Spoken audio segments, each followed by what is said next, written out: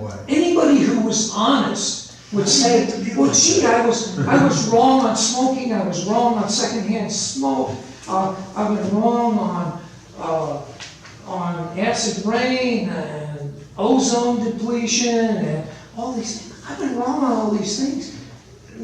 Maybe it's time for me to rethink and get on the right side of science for once. No, he's been bought. I mean, he's been bought. You know, I mean, But he believes, the old story. he believes the stuff. He's not just doing it for the money. The money might be a pump primer to get him to think the right way, but he really believes. That's his what only he's saying. source of income, Bart. You know, I mean, stop standing up for him just because he's a physicist. Well, I'm not standing He's up a for process. him. I'm trying to figure out what makes him be that way. Well, he likes money. He likes money. You know, there's the old story about the guy who, one of the noblemen who actually went down with the Titanic. You know, he was at a dinner party, and somehow the talk turned into prostitution. And this woman said, "Oh, I can't conceive." You know, this high society lady across from him said, "Oh, I can't conceive of that." And he says, "Well, my dear, if I promised you $5 million, would you stay the night with me?" And she said, "Oh." He said, "If I promised you $5, would you stay the night with me?" "What do you think I am?" He said, "We've already established what you are, my dear. Now we're just haggling about price." And that's my reply to you, Art, about Singer.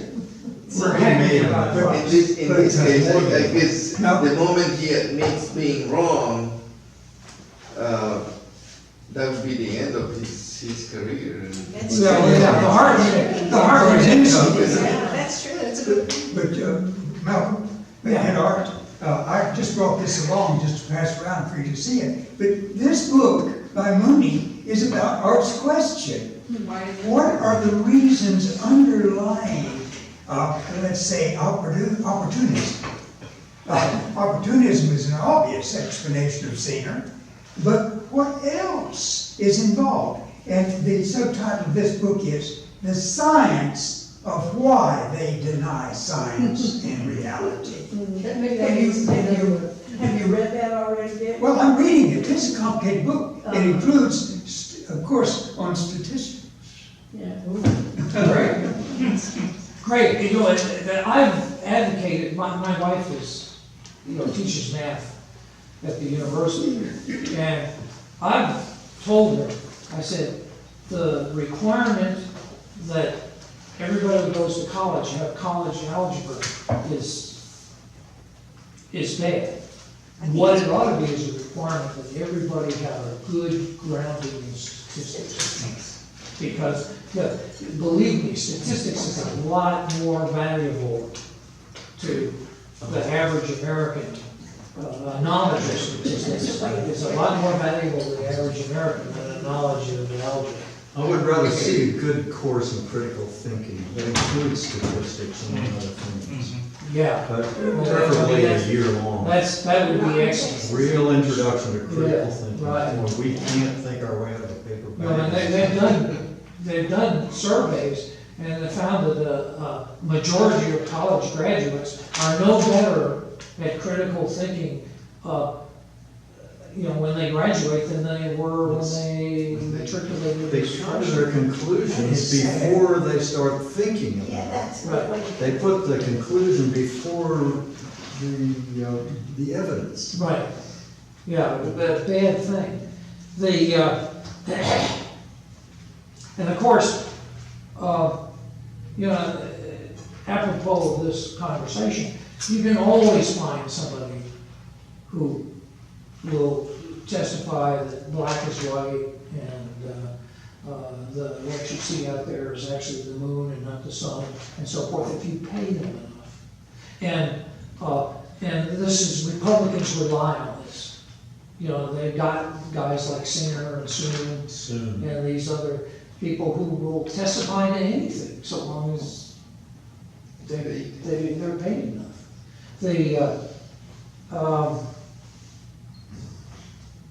And I mean, there's just a lot of stuff here. I like this, chapter 5, defenseless against the dumb. You know, and in fact, the Congress created something called the Office of Technology Assessment, OTA. And it was, you know, it had a little rocky start, but eventually it got to be highly respected. Absolutely. I've read a bunch of their reports. Very highly respected. I've read their reports too, and Say they're that, excellent. say that office again. Office of Technology Assessment. Well, Congress did away with it. Under Newt Gingrich, Congress did away with it. And, you know, people had come from all over the world to study this institution and emulate it. Because it was so effective, and it was nonpartisan. It just gave you the facts, you know, just the facts, man. Congress did away with it, which is, you know, I should have mentioned that in my letter to the editor about Paul Greenberg. I mean, it's just, I mean, here they have a very effective way of evaluating science and evaluating issues that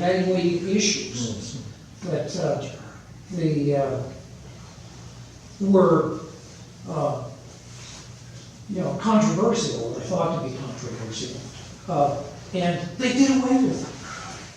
Because, and it speculates in here that Gingrich, who was kind of a science nerd himself, did away with it because they would conflict with what his opinions. There was quite a discussion at the time when those points got made, but they didn't win. Gingrich won. Well, I mean, that's just Scientists all another. over the place were testifying for OTA. Right. Many of them. But it was largely Gingrich who was able to get rid of this. Right. I've got a quote right here about it. In defending his party's dismantling of Congress's Office of Technology Assessment, Gingrich has advocated what we might call a free market approach to scientific and technical expertise. That's just where we're going here. It's a free market approach. Oh, it was a government agency that was successful and he aided it? Yeah. Yeah. I'm surprised that the Congressional Budget Office maintains itself. It Yes, doesn't get dissolved yes. in the same way. Because they're always giving reports that embarrass Well, the it's, Republicans usually. I'm sure that's down somewhere on the list of things to get rid of. The thing is, they're objective. After the EPA and the Endangered Species Act and all these other things, I'm sure that CBO is down there on the list. But CBO is absolutely essential to the workings of government, which doesn't mean that Republicans won't get rid of it. Because they don't want government to work anyway. They can sabotage government and they can say, see, we've been telling you, government doesn't work. How clever. I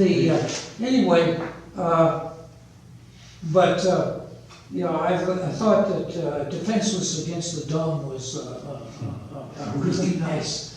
And he uses that phrase, sound science, to replace, that's their terminology. Right, they talk about sound science, which means science that they've spun so much that it's dizzy and it points in the opposite direction of real science. Because one of the things they argue about that motto, the sound science or the science-based policies, is trying to remember the exact words, but it is something about based on facts, and that's what when they stretch the whole thing towards the uncertainty side, and that's how they start flipping things around to say this is not a sound science because it is not based on facts, it is based on on projections and that kind of things. It's, you know, and they cherry pick their facts too. Mhm. You know, if there are 99 studies that support a position and one study that's kind of equivocal, they'll point to the one study that's equivocal and say, oh, look, you know, we've invalidated the other 99 studies with this one study that couldn't reach a conclusion. And, you know, that's the, What they don't want to see is objective thinking, because it might be, the evidence and clear thinking, just based on the evidence, could disprove or discredit their preconceived opinions, and their opinions are what they're going from. They start from their opinions, right. often religiously based, for instance, Right.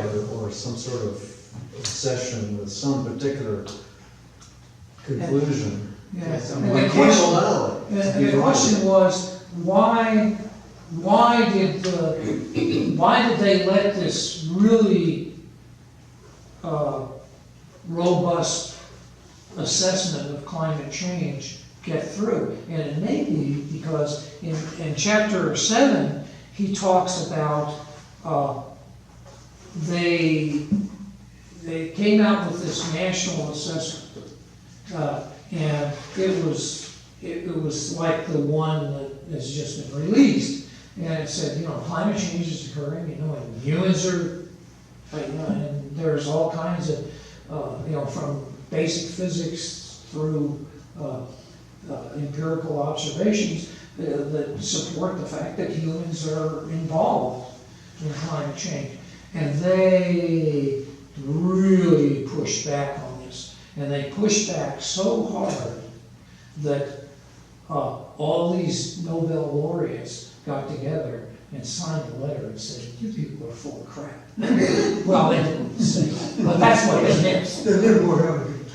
Right, they did it, they dressed it up a little bit, but that's what they meant. They really took a lot of flack. And so they may have looked back, you know, and the science advisor at that time was Warburg, and, you know, he just got destroyed.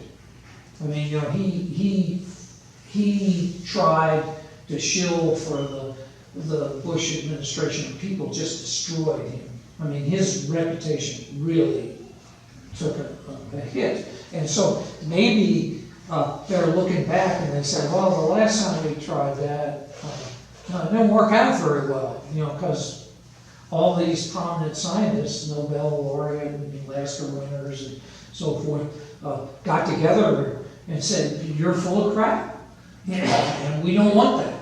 You know, I mean, we are full of crap, but we don't want people calling us out for that. And so maybe that's what happened with this latest assessment.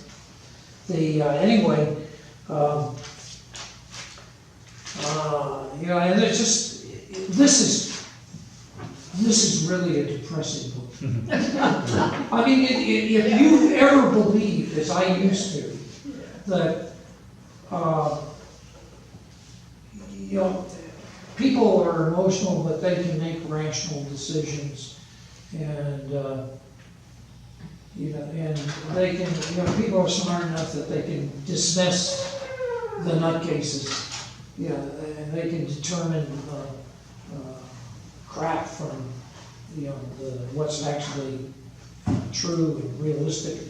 You know, this book is terribly depressing because it says, you know, there's a majority of the American public that can't tell, and he makes the point that the corporations, you know, from the tobacco companies on up, have exploited this, that they've done all this really underhanded, nasty stuff, and nobody has ever, they've never been penalized for it. And we can only hope that the New York Attorney General can shake ExxonMobil down for $2 billion and really get their attention, because that's the only thing that gets their attention. If it hurts the bottom line, oh yeah, we're paying attention. But if it doesn't hurt the bottom line, you know, buzz off. I'm trying to remember, to what does he attribute this in America? This problem seems to be worse in America than in Europe, for instance, where they, by Bad and in Australia large, too. the governments all pretty much agree that global warming is Right. happening in Europe. Right. In In fact, Australia, it's a little more problematic, in fact, in my. and it's much more problematic here, but right next door, the Canadians don't have a hard time with, And the I think, Mexicans, with global warming. and the Nicaraguans. and Why Australians. America? Why are we so dumb? Well, because, first of all, we've got a party that's dominated by the religious right. And, you know, hey, We are the I go to most church, right-wing of all those I go to countries. church every week. I'm a more faithful attendee than a lot of the parishioners. I go to church every week, and I see great value in religion. But I also look back in history, and, some of the worst atrocities in history have been created in the name of, some religious ideal. I know right now we've got ISIS. Because it puts ideology ahead of clear thinking. Well, I also wonder if it has something to do with the fact that the oil industry was created here, we have this identity with it, and a lot of the companies that are really, the dominant companies have a base in the United States, even if this is not where they happen to be, have their main economic focus right now, but a lot of them have enough here that it's really, they want to protecting what they have is a really big thing here. And it has really kind of just dragged us into this quagmire that we are. Right. We have to be defending this very right-wing point of view in order to defend the companies that are making so much money from out of the economy that we have kind of come to establish for ourselves. Right, as I say, that's the other leg. That's the other leg of the Republican two-legged stool. Is, the religious right and corporations could do no wrong. That's the other leg. I mean, you put your finger on it, and that's what he says. It ties in with the military complex, too, because of the strong industrial Well, base. that's more. That ties in with the military. The military-industrial complex. Yeah. And it's based kind of in the South ideologically. That's where most of the Yeah, more well, militaristic. The United States fascination with the military, I was in the military for 20-some years. I was in for 2 years.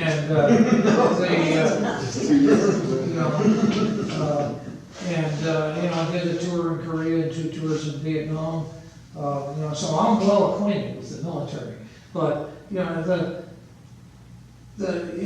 saying the military-industrial complex, really couples the military. The military, loves the big bucks, and I've been in the military and I know there's an incredible amount of waste. Like the 1st Brigade of the 101st Airborne Division deployed to Vietnam, and they never washed a uniform. When the uniform got dirty, or their jungle fatigues got dirty, or torn, or something, and they just got new jungle fatigues. And one of the first things, when the rest of the division deployed, one of the first things they did was they told the 1st Brigade, that stuff has got to stop. Here's a laundry detachment. You launder the uniforms from now on, and you don't change, you don't issue new uniforms until they wear out. So there's been an incredible amount of waste in the military. And the American, how can I say it? We spend more money on our military than the next 14 or 15 countries combined. It's about And that includes Russia and China and It's about a $1 whole trillion bunch a of year. a whole bunch of smaller countries that we'll never fight a war with. I have a question about that, and I know that's absolutely true, you just said, but one of the loudest voices on global climate change and sea level rise, and all the things that because there's a lot to it, some of the loudest voices have been from the Joint Chiefs of Staff. Absolutely. This is a security Absolutely. issue. They do talk about deploying, of the logistics of moving energy around, but they're saying we cannot be dependent on fossil fuels. Absolutely, I mean, there's no question about that, they do that, and then the reason that occurs is because the military is reality-based. Yeah. If you've ever heard, They lose lives. snap as a bullet goes past your ear and realize that if it had been 2 inches, aimed otherwise, you'd be dead. That is a harsh, and lasting, introduction to reality. And the military is definitely reality-based. I think 2 decades ago, they convened some of these senior officers with, and people with experience in climate, and they asked them to assess what is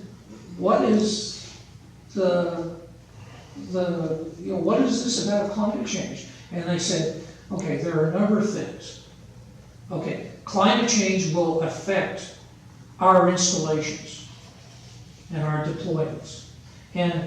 But the worst thing about climate change is the world gets warmer. And I cite this in my paper. Hostility, and conflict explodes. And you see it now.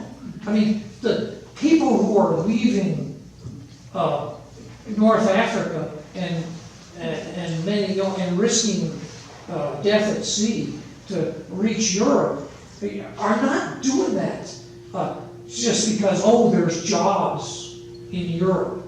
No, and they're not doing that because there's violence here in the Middle East.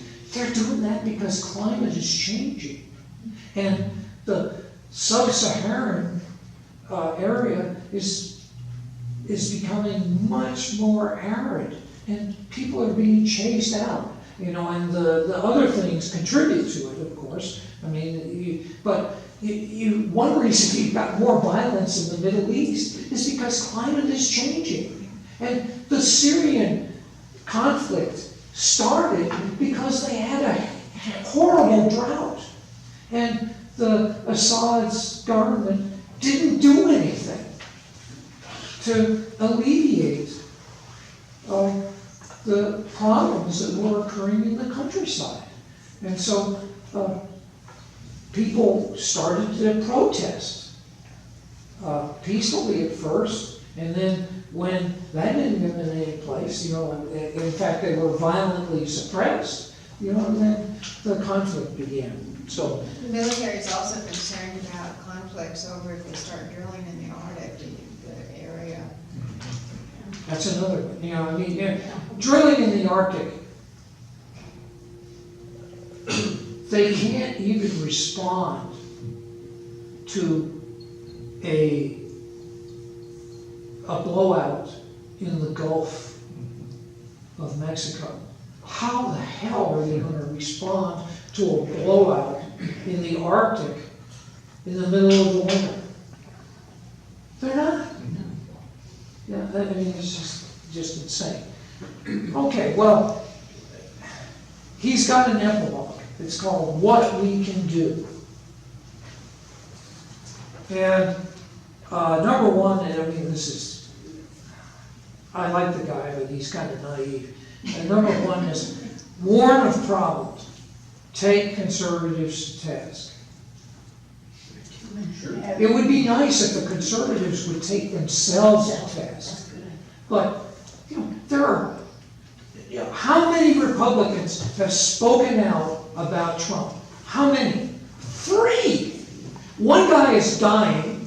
He's got incurable brain cancer, and the other 2 aren't running for re-election. I mean, well, that's a principled stand. Yeah.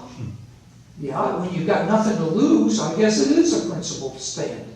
Well, how about all the other Republicans, that are supposed to be principled and so forth, and they're not taking a stand. Also are totally opposite, going right behind Trump, like Tom Cotton. Yeah, oh, well, yeah. It's not a cotton, it's just an opportunist. Cottonmouth, I call him Cottonmouth. Anyway, so, taking conservatives to task, we've all done that. We do it all. But it's not working, because they inhabit their own universe. And, it would take a thermonuclear weapon to even make a dent in their universe. I mean, what can I say? He says, initiate safeguards. For example, revive OTA, the Office of Technology Assessment. Well, yeah, that's a no-brainer with a Republican-controlled Congress. They're going to do that tomorrow if they don't do it today, right? No? Do I see skepticism on some faces? I'm hopeless, I have nothing to do with it, I just don't have any hope. Beat back attempts to confuse the public. And this is, boy, he's right on here. He says the press needs to do a better job. And, the press thinks it's doing the job if they take a reputable